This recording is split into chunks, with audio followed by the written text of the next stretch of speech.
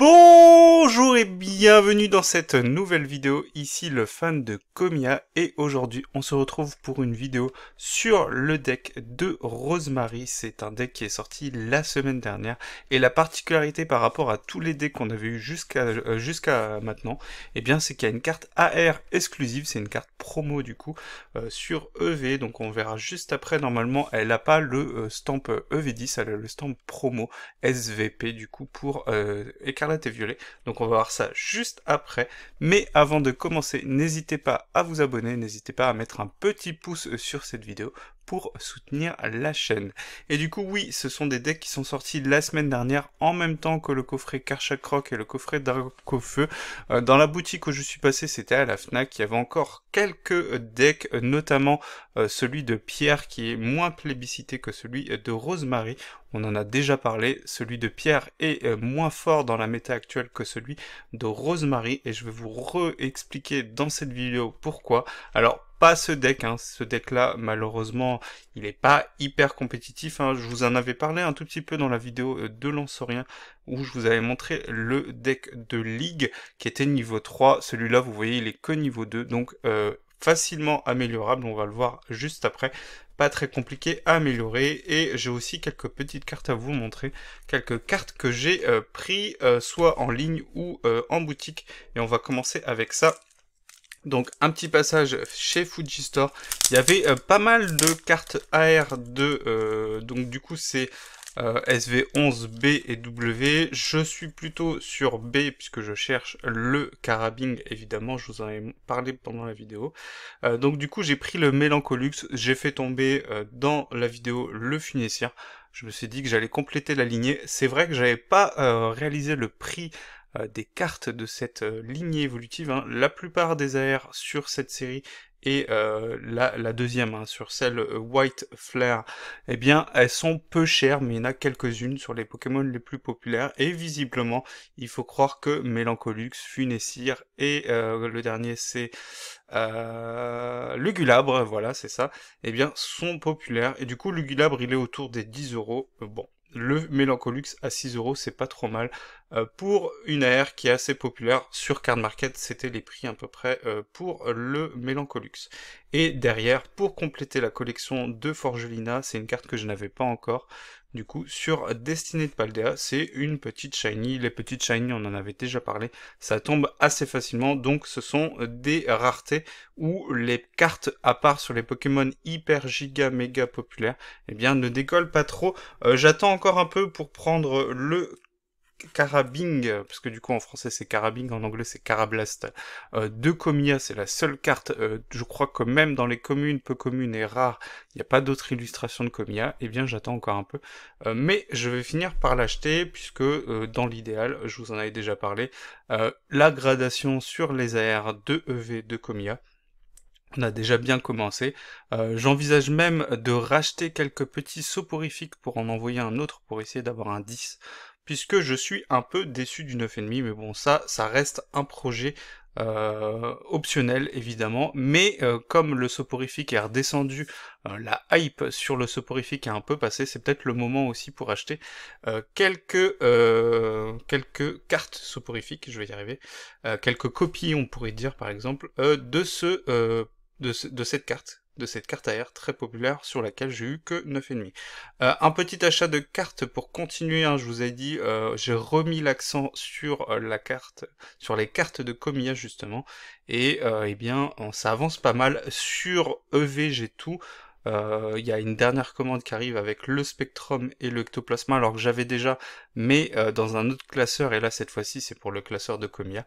Donc ça devrait arriver la semaine prochaine, et du coup, logiquement, il me manque 2 cartes sur EB, et j'aurai du coup tout sur EV/EB, à part évidemment, donc du coup le Carabine qui va arriver prochainement, mais là on aura l'occasion d'en reparler. Donc pour jouer, donc du coup la planche de sauvetage que j'avais déjà en 2 exemplaires, mais c'était pour compléter une commande, pareil pour le Fungus Fury que j'ai déjà mais que je n'avais pas avec le stamp, donc assez sympa.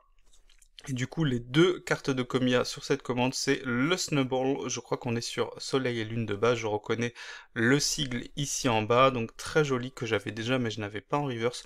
Je crois même que la version non reverse, je l'ai en plusieurs exemplaires.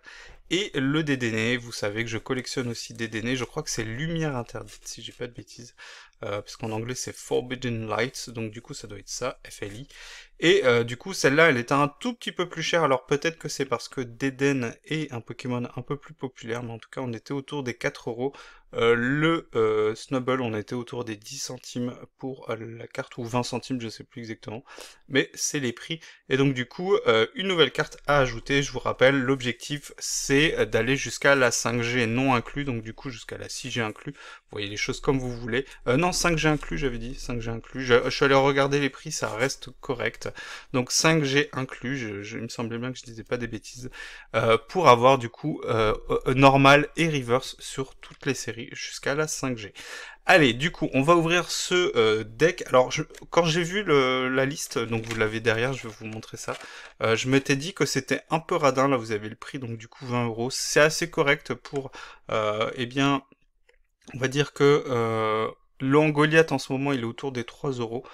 Donc évidemment c'est un peu cher, mais vous avez des cartes ici dans le listing que vous pouvez revendre, qui sont très populaires dans la méta actuelle, et donc du coup vous pouvez vous en ressortir pour, on va dire, 2 ou 3 € de bulk, en sachant que au début je m'étais dit oh 2 Goliath c'est pas beaucoup, mais par exemple il y a un joueur du coup qui a joué ce deck, alors pas cette version là, mais une version plus compétitive de ce deck au NIC, et la personne, donc du coup je crois que c'est une femme, ne jouait que 2 Goliath X, donc visiblement c'est pas très gênant d'en avoir que 2. Par contre, ce qui est un peu embêtant avec ce deck, c'est qu'on a que 2 arènes de Smashings, là où vous allez vouloir en jouer au moins 3, parce qu'en général, vous allez compléter avec Quentia pour pouvoir aller chercher les autres Pokémon, notamment le Fortissimia, puisque du coup, ça va être Fortissimia le partenaire de choix pour le Goliath, et éventuellement le Momartic. On en avait parlé lors de la vidéo qu'on avait fait ensemble. Je vous remettrai le lien de cette vidéo où on testait cette version là. Je sais pas si c'est la meilleure, à voir, parce que c'est vrai que vous allez avoir des match-up où vous n'allez pas vouloir jouer le Momartic. Donc à voir, peut-être qu'il faut tout simplement jouer 4 Fortissimia. Mais c'est vrai que on manque en fait de moyens de placer les marqueurs de dégâts, et c'est vrai que c'est ça qui est un peu embêtant. Alors, du coup, qu'est-ce qu'on a dans ce deck? Alors, on a des marqueurs de dégâts en carton, ça je m'y attendais pas du tout. C'est pas génial, c'est vrai qu'on préfère les dés, c'est quand même un peu mieux. On a une petite boîte de deck, et c'est dans cette petite boîte de deck que sont la plupart des cartes, puisque dans le reste du packaging, on a seulement les 3 ultras. Donc c'est un peu léger, il n'y a que 3 ultras dans ce deck. Donc évidemment, je pense que ce deck il est plutôt à privilégier si vous jouez dans le TCG. Parce qu'autrement, les cartes que vous allez avoir à l'intérieur sont pas très intéressantes. Le jeton est assez sympa, voilà, il est comme ça, il est pourquoi pas, avec Rosemary en rose. Il y a un tapis pour vous expliquer comment jouer. Alors là, du coup, à déplier, on va pas voir grand chose. Donc il y a une partie explicative, et de l'autre côté, eh bien, il y a un tapis. Alors c'est pas un tapis comme on peut l'avoir normalement, mais là c'est plutôt un tapis pour expliquer du coup où placer les différentes cartes. Donc là vous voyez, il y a le deck, ici il y a la défausse, là il y a le banc, et du coup ici il y a le post actif, et là il y a les récompenses. Donc c'est aussi pour aider. Donc ça c'est plutôt bien, voilà, Pokémon Company qui sort beaucoup de produits dans l'idée eh bien d'initier les gens à jouer au TCG. Ce qui est assez logique hein, quand vous avez du coup une entreprise qui vend des cartes pour jouer, eh bien c'est aussi assez logique de favoriser eh bien l'accès aux débutants. Donc c'est sûr que ce genre de produits sont plutôt pas mal si vous commencez. On va le voir après avec le listing, mais au niveau des supporters, du toolkit, vous avez des cartes assez fortes dans la méta, donc c'est un bon point de départ pour des gens qui commenceraient. Des gens comme moi qui traînent dans le TCG depuis un petit moment, bah il y a évidemment beaucoup de cartes qu'on a déjà, donc c'est beaucoup moins intéressant. Le Morpeko du coup en AR, vous voyez ce que je vous disais tout à l'heure, du coup avec le stamp SVP, donc ce n'est pas une carte du set, c'est une carte promo qui fait partie des promos, pareil avec le Terral, et derrière par contre le Angoliath c'est bien celui de la série, je suis allé vérifier, ce matin la carte en français elle est autour des 2,50€ hors frais de port, donc vous voyez que avec ce coffret vous en récupérez deux, ça vous fait économiser environ 6€ si jamais vous voulez construire le deck. Évidemment, vous en ressortirez pas avec la même valeur, mais si jamais vous êtes intéressé par la carte AR et que vous voulez pas l'acheter à l'unité parce qu'elle est assez chère, hein, parce qu'à mon avis les decks pendant un petit moment vont pas être trop ouverts, et donc du coup il y aura moins de population sur le marché, et bien ça peut être intéressant pour vous d'aller chercher le deck à 20€, ça reste encore correct. Si vous allez à carte Fnac par exemple, moi je l'ai pris à la Fnac, eh bien vous avez quelques réductions, donc ça peut être toujours intéressant. Au niveau du contenu, donc je vous avais mis le listing tout à l'heure, on va revoir quelques cartes. Donc le super bonbon très fort, pourquoi? Parce qu'avec l'arène de smashing, on peut aller chercher un Angoliath, et du coup sur le tour où vous avez la possibilité d'utiliser le super bonbon, bah, vous pouvez faire évoluer directement votre Angoliath, et on le charge directement en énergie, donc ça c'est très fort. Les pots fins pour aller chercher les petits Grimalins si vous n'avez pas l'arène de smashing, donc très fort. Donc arène de smashing, une carte assez forte si vous voulez jouer le deck. Le multi-exp, c'est une carte que vous pouvez utiliser dans d'autres decks, donc c'est intéressant. Irido est un peu moins joué, Hyper Ball c'est très fort.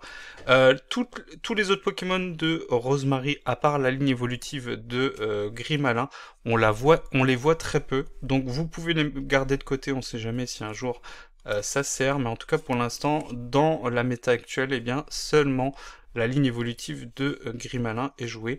Échange, une carte très très forte, si vous l'avez pas cette carte, eh bien gardez-la précieusement parce qu'on est dans une méta où on va essayer de piéger beaucoup les Pokémon avec Hogar Pondu, puis Maracaichi, il y a même encore d'autres Pokémon qui peuvent piéger, et le fait d'avoir cette carte dans votre toolkit, eh bien vous permet de vous sortir de ce piège. Ordre du boss très fort, donc vous voyez qu'il y a quand même des cartes intéressantes, mais si comme moi, eh bien vous jouez un petit moment dans le TCG, c'est des cartes que vous avez déjà, donc forcément moins intéressant pour vous. Donc je vous conseillerais ce deck si jamais vous commencez et que vous voulez vous faire un petit deck Angoliath. Megacan très fort, Hyper Ball très fort, échange il y en a plusieurs, donc ça c'est très intéressant. L'arène de smashing il y en a deux, c'est ce qu'on a vu tout à l'heure. Les super bonbons, il y en a 2 ou 3 je crois. Recycleur d'énergie, qui est une carte qui est reprint, parce qu'on l'avait déjà eu dans des séries précédentes. Et elle est très forte dans ce deck. Pourquoi? Parce que comme vous allez remettre des énergies dans votre deck, et que votre Angoliath peut aller les chercher directement dans votre deck, et bien c'est beaucoup mieux que d'autres cartes où vous allez remettre les cartes dans la main, mais comme vous n'avez pas moyen d'accélérer les énergies d'arc depuis votre main, et bien il vaut mieux les remettre que dans le deck. Et donc du coup cette carte est spécifiquement très forte dans ce deck, là où dans d'autres decks comme par exemple Irfoudre et ainsi de suite, eh bien les cartes vous pouvez les remettre dans votre main puisque vous pouvez charger le Hogarpon par exemple. Donc à voir en fonction des decks, mais cette carte est très forte. D'ailleurs j'ai vu que recherche d'énergie ou recherche d'énergie supérieure, je sais plus laquelle, va être dans 10.5, donc du coup potentiellement un reprint, à voir si au niveau de la lettre ici c'est I ou G ou H. Et du coup bah voilà, vous avez le détail du coup, je pourrais vous mettre le détail du deck si vous voulez en description. Donc un achat à faire si vous êtes intéressé par la carte AR, sinon allez la chercher à l'unité comme toujours. Attendez un peu, le prix va baisser puisque des gens vont ouvrir le deck, donc ça va finir par arriver. Les gens, en plus en général, tout ce qui est carte promo, carte en plus, qu'ils ne veulent pas garder, ils ont tendance à les mettre beaucoup moins cher que, entre guillemets, leur valeur habituelle. Donc autour des 10€, je pense que vous pouvez espérer avoir cette carte. Elle pourrait baisser jusqu'à 5€, mais ça me paraît peu probable vu le fait que peu de decks vont être ouverts dans l'immédiat. Donc à voir comment évolue le prix de la carte, donc surveillez un tout petit peu, attendez quelques semaines, quelques mois, et vous verrez bien jusqu'où ça descend. J'irai peut-être chercher le Terral de pierre par la suite pour avoir les deux dans la collection. Et le Angoliath, bah ça c'est très bien si vous voulez jouer le deck Angoliath, et vous avez du coup dans le deck eh bien la ligne évolutive, quelques toolkits, quelques cartes dresseurs intéressantes. Et du coup le contenu est assez honnête pour 20€, mais c'est vrai que ça reste assez cher si la plupart des cartes vous les avez déjà, et si vous n'avez pas besoin des outils et des petits goodies qui en plus, comme par exemple les marqueurs de dégâts. Franchement, les dés c'est beaucoup mieux que ces marqueurs de dégâts. Allez, c'est tout pour moi pour cette vidéo, on se dit à bientôt pour une nouvelle vidéo, ciao.